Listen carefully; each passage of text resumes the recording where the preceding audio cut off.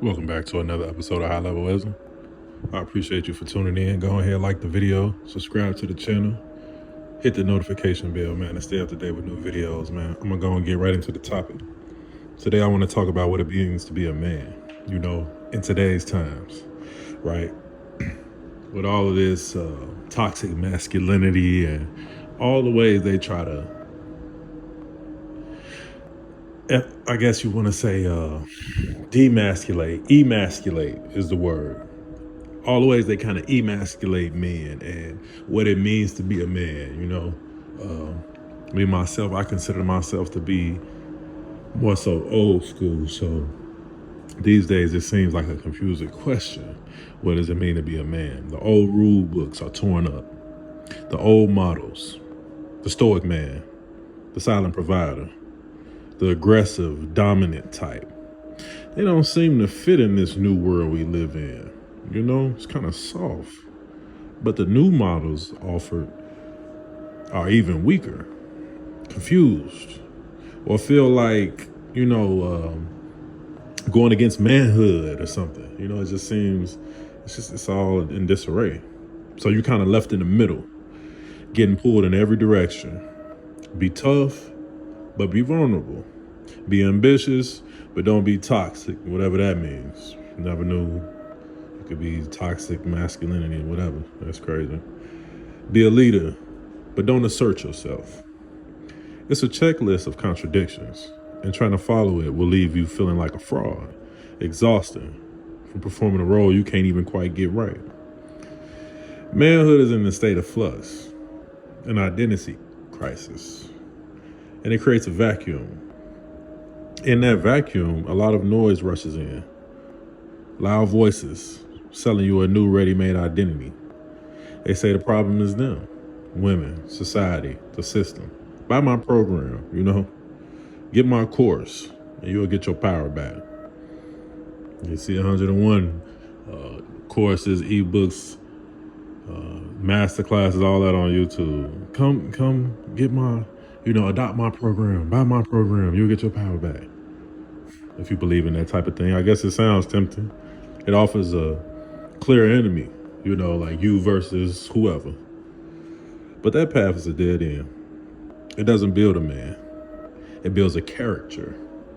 Characters are like those things when you go to the amusement park and they draw like an exaggerated version of you, with it's you and your girl or you and your people, y'all sit down and it's this drawing and that's a character. You know what I'm saying?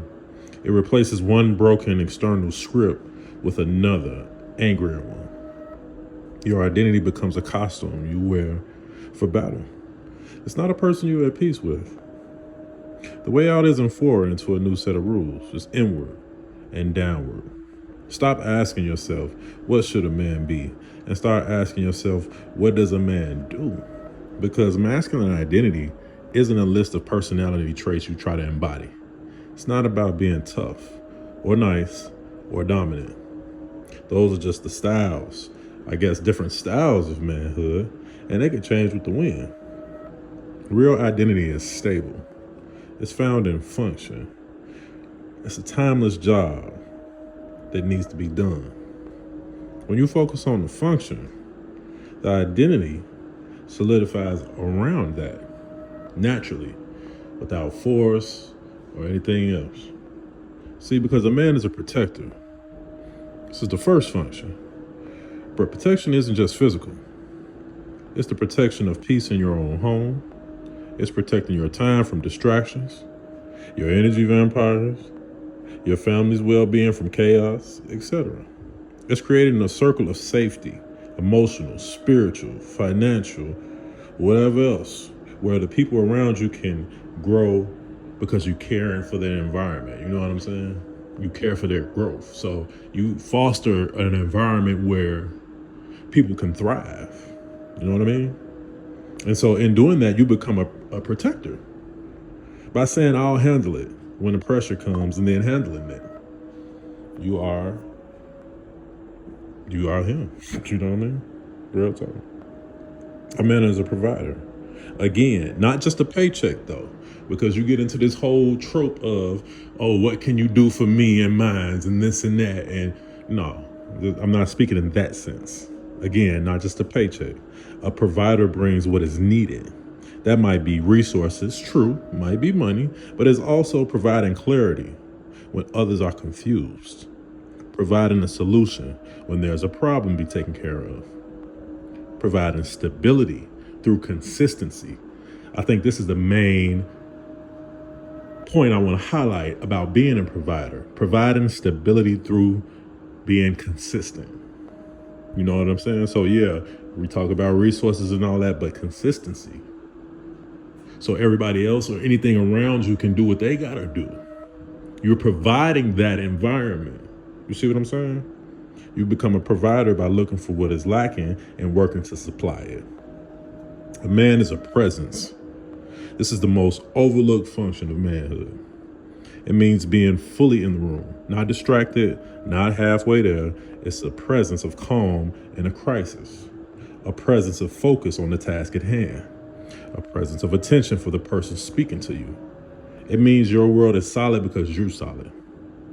You are where you say you are, doing what you said you'd be doing, and it is what it is. You become a presence by mastering your attention and your integrity moment by moment. We're getting into the more core things of being a man. You see what I'm saying? These pillars when we define what is man. You know what I'm saying? So don't let these tropes or any of these other narratives being played on social media, gender wars, her versus him and all of that, or women don't need the men, that's BS. All right? I'm telling you right here, this is what it is. So when you get fixated on the identity, am I man enough? You're staring at your own reflection, and you'll always find a flaw in that. When you become self-conscious, insecure, and performative, that's like a adverse effect, right? When you start looking at your own reflection and you find flaws in yourself, yeah, that makes you self-conscious. That makes you insecure. You know, then you start to dance around and do what you think other people want you to do. No, that's not how it goes.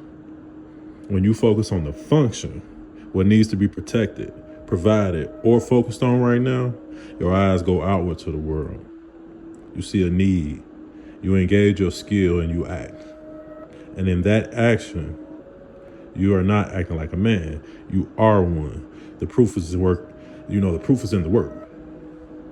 The peace is kept. The problem is solved. You're not performing. You're not putting on a performance. You're not doing what people want you to do. You are doing what you know to do. You are him. You know what I'm saying? You are walking confident in that, right? This is the spiritual foundation.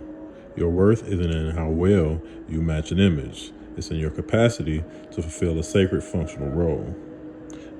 God didn't create a list of adjectives. He created a gardener, a shepherd, a builder, a being with purpose.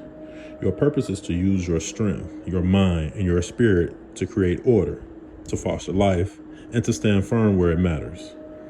The noise around you will never stop. The world will keep trying to sell you a new version of yourself every year. Your anchor is in your work, in the doing. So today, don't wonder if you're man enough. Ask yourself these functional questions. What in my life needs protecting today? What can I provide that is lacking? What does my presence need to be fully focused? Then go do that. Not as a performance for the world to judge, but as a private practice of your purpose. And then do it again tomorrow. Because the man you are searching for won't be found in a mirror. He'll be revealed in the wake of your useful, faithful, focused actions. Build that man brick by brick through the work of your own two hands. This is an identity no trend can disrupt and no opinion can shake. It's your boy, man. I'm out.